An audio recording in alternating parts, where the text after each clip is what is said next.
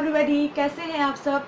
तो पिछले वीडियो में आपको पता होगा कि हम लोग ने डिस्कशन किया था liability for wrong torts and contractual के अंतर्गत टॉर्टस को हम लोग ने डिस्कशन किया था किस प्रकार एक सरकार जो है कैसे लाइबल होती है, कोई भी अपकृत्य करता है मीन्स टॉर्ट करता है तो आपको पता है कि सॉवरेन फंक्शन के लिए एक सरकार जो है जिम्मेदार नहीं होती है एंड नॉन सॉवरेन फंक्शन के लिए सरकार हो गए जैसे कि स्टेट गवर्नमेंट हो जाता है या फिर सेंट्रल गवर्नमेंट हो जाता है, वो रिस्पॉन्सिबल होता है।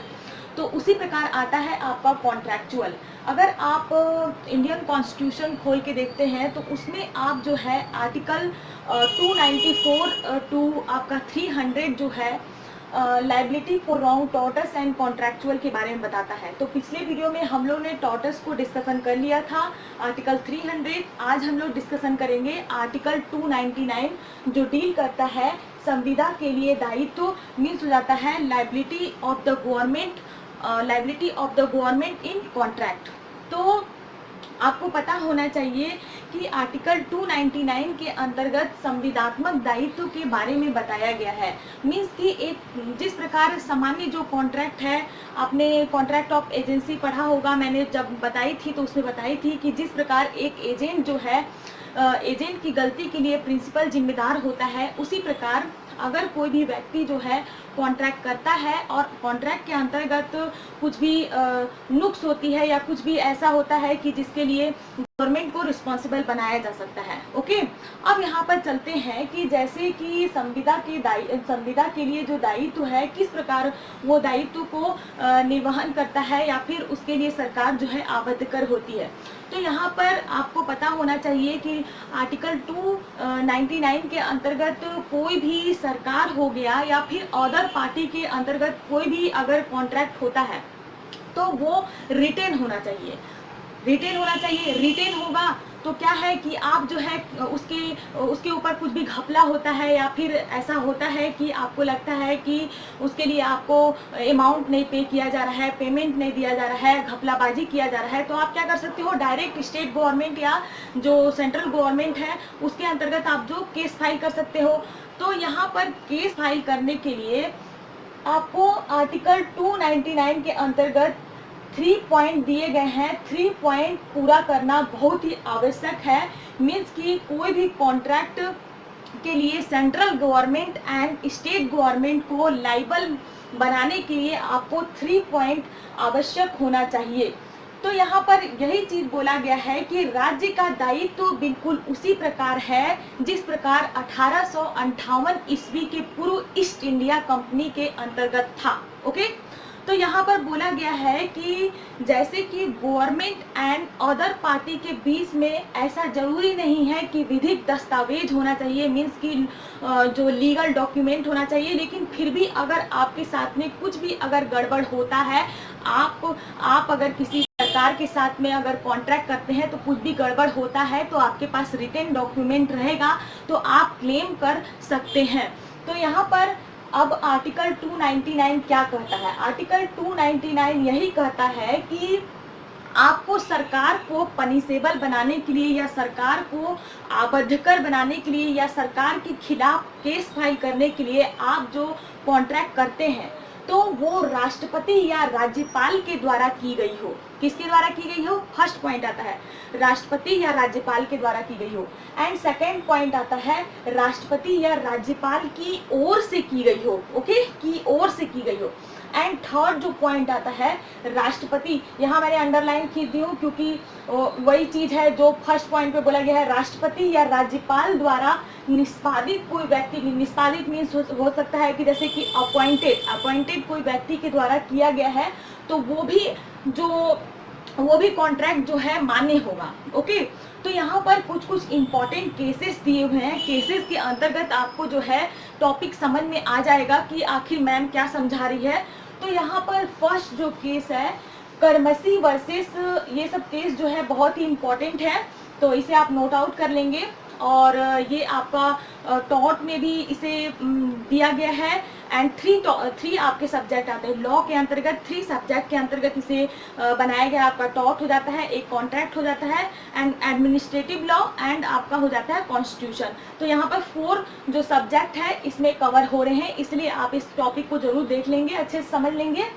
एंड एक और बात कि कम से कम मेरी इतनी मेहनत को देखते हुए आप अप्रिसिएट करने के लिए कम से कम मेरी वीडियो को लाइक करें एंड शेयर करें एंड सब्सक्राइब करना ना भूलें। एंड इंस्टाग्राम पे भी आप मुझे फॉलो कर सकते हैं, उसमें मैं लाइव आती हूँ एंड सारे बच्चों के जो क्वेश्चन रहते हैं उनको मैं सॉल्व करती हूँ। एंड वहाँ पे मैं बहुत सारे पोस्ट भी करती हूँ कि जैसे जो लेटेस्ट केस हो गए वो उसको भी मैं पोस्ट करती हूँ, तो उसके डिस्क्रिप्शन में लिंक दिए हुए हैं, आप उसे देख लेंगे। तो चलते हैं हम लोग फर्स्ट केस की तरफ। फर्स्ट केस है आपका करमसी वर्सेस बम्बई राज्य AIR 1964 सुप्रीम कोर्ट 1714 के केस में क्या हुआ था कि एक नहर निर्माण के लिए, नहर में समझ रहे हो कि सिंचाई के लिए नहर का निर्माण किया जाता है, तो नहर निर्माण के लिए एक अपीलार्थी ने सार्वजनिक निर्माण विभाग के द्वारा एक टेंडर निकाला गया। टेंडर के अंतर्गत क्या हुआ कि उस अपीलार्थी ने नहर बनाने के लिए कॉन्ट्रैक्ट किया। क्या किया? नहर बनाने के लिए कॉन्ट्रैक्ट किया। सार्वजनिक निर्माण विभाग के द्वारा एक नहर बनाने के लिए कॉन्ट्रैक्ट निकला था, जिसके द्वारा एक अपीलार्थी ने कॉन्ट्रैक्ट किया। अब कॉन्ट्रैक्ट जो है, कॉन्ट्रैक्ट तो हुआ इन दोनों के बीच में, अपीलार्थी एवं सार्वजनिक निर्माण विभाग के मंत्री द्वारा। अब क्या हुआ कि एक नहर अधिकारी ने क्या किया कि उस जो नहर निर्माण के लिए जो कॉन्ट्रैक्ट किया गया था उसको रिवॉक कर दिया, मीन्स कि खंडन कर दिया। तब क्या होता है कि इस अपीलार्थी ने कोर्ट में केस फाइल करता है। कोर्ट में क्या करता है? केस फाइल करता है कि मैंने सार्वजनिक निर्माण विभाग के द्वारा मैंने नहर बनाने के लिए एक कॉन्ट्रैक्ट किया था, लेकिन एक नहर अधिकारी के द्वारा क्या किया गया कि हमारी जो टेंडर थी, हमारा जो कार्य था उसको क्या किया गया? खंडन कर दिया गया, रिवॉक कर दिया गया। इसके बाद क्या होता है कि इसके बाद उनका देखा जाता है तो न्यायमूर्ति सुब्बा राव, ये केस जो है कोर्ट में जाता है। कोर्ट में जो न्यायमूर्ति सुब्बा राव है, जस्टिस सुब्बा राव है, उन्होंने कहा कि क्या आपने आर्टिकल 299 के तीनों जो कॉलम है, तीनों जो पार्ट है, तीनों जो पॉइंट है उसको फुलफिल किया था क्या? कि आपने टेंडर डाल दिया, आपने कॉन्ट्रैक्ट कर लिया, तो क्या हुआ था कि जो अपीलार्थी ने जो कॉन्ट्रैक्ट किया था सार्वजनिक निर्माण विभाग के द्वारा, तो तीनों में से कोई पॉइंट को फुलफिल नहीं किया था। एंड आपका हो जाता है जो भारत सरकार अधिनियम 1935, भारत सरकार अधिनियम 1935 का सेक्शन जो है 175 का क्लॉज 3, 175 का क्लॉज 3 यहाँ मैं लिख देती हूँ। भारत सरकार अधिनियम आप देख लीजिएगा, भारत सरकार अधिनियम 1935 का सेक्शन हो जाता है 175 का क्लॉज 3, जो आपका किससे मैच करता है? आर्टिकल 299 से मैच करता है। तो 299 से मैच करता है, तो आपने क्या किया कि उसका पालन नहीं किया। तो इसीलिए आप जो है, न तो आपका जो कॉन्ट्रैक्ट था राष्ट्रपति या राज्यपाल के द्वारा किया गया था, न ही उनकी ओर से की गई थी, न ही उनके द्वारा कोई अपॉइंटमेंट व्यक्ति के द्वारा किया गया था।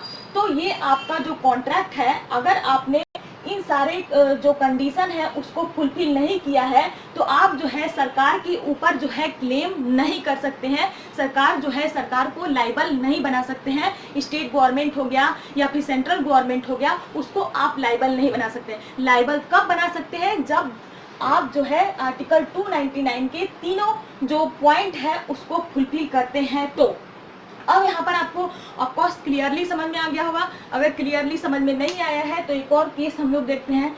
केस क्या है आपका? भीखराज जयपुरिया वर्सेस भारत संघ AIR 1962 सुप्रीम कोर्ट 113 के केस में क्या था कि एक कॉन्ट्रैक्ट जो है किया गया ईस्ट इंडिया कंपनी के रेलवे सुपरिटेंडेंट के द्वारा किया गया। किसके साथ में? फर्म के साथ में। फर्म के साथ में एक जो टेंडर दिया गया, मीन्स कॉन्ट्रैक्ट किया गया। और कॉन्ट्रैक्ट जो है क्या होता है कि कॉन्ट्रैक्ट किया गया एक फर्म के साथ में, और कोई भी आदेश जो है, कोई भी आदेश, कोई भी जो कॉन्ट्रैक्ट के जितने भी रिलेटेड जो डॉक्यूमेंट है, रिटन डॉक्यूमेंट है, कोई भी चीज़ जो है राष्ट्रपति या राज्यपाल के द्वारा न तो सिग्नेचर कराया गया और न ही कोई भी चीज़ों का फुलफिल किया गया, न ही उनकी ओर से किया गया, न ही उनके द्वारा अपॉइंटेड कोई व्यक्ति के द्वारा किया गया। और क्या कर दिया गया कि ईस्ट इंडिया कंपनी के रेलवे सुपरिटेंडेंट का सिग्नेचर था और उसके फॉर्म के द्वारा क्या कर लिया, एक फॉर्म के द्वारा क्या कर लिया गया, कॉन्ट्रैक्ट कर लिया गया। और क्या था कि राष्ट्रपति या राज्यपाल को ना तो कोई इंफॉर्मेशन था, न ही उनके द्वारा कोई अपॉइंटमेंट व्यक्ति के द्वारा इस कॉन्ट्रैक्ट को रिटन ऑर्डर के द्वारा क्या किया गया था, ना तो फुलफिल किया गया था, कुछ नहीं किया गया था। तो यहाँ पर क्या था कि कॉन्ट्रैक्ट में सिग्नेचर किसका था, जो रेलवे के डिप्टी सुपरिटेंडेंट थे उनके द्वारा सिग्नेचर किया गया था। तो ये कॉन्ट्रैक्ट क्या मान्य होगा? आपको क्या लगता है, ये कॉन्ट्रैक्ट क्या मान्य हो गया?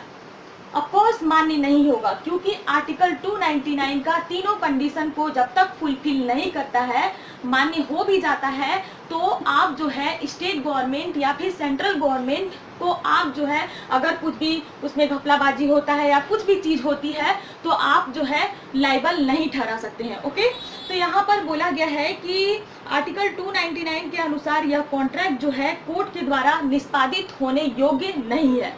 तो यहाँ आपने समझा कि संविदा के लिए दायित्व क्या होता है। पिछले वीडियो में हम लोग समझे थे अपकृत्य के लिए क्या दायित्व होते हैं।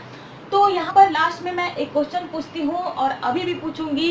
यहाँ आपको बताना अनिवार्य है कि जैसे कि संविदा के लिए दायित्व जो है इंडियन कॉन्स्टिट्यूशन के आर्टिकल कौन से आर्टिकल में दिया गया है, इसे मुझे कमेंट बॉक्स में कमेंट करके बताएंगे। And don't forget to subscribe my channel. Till then bye bye, thank you.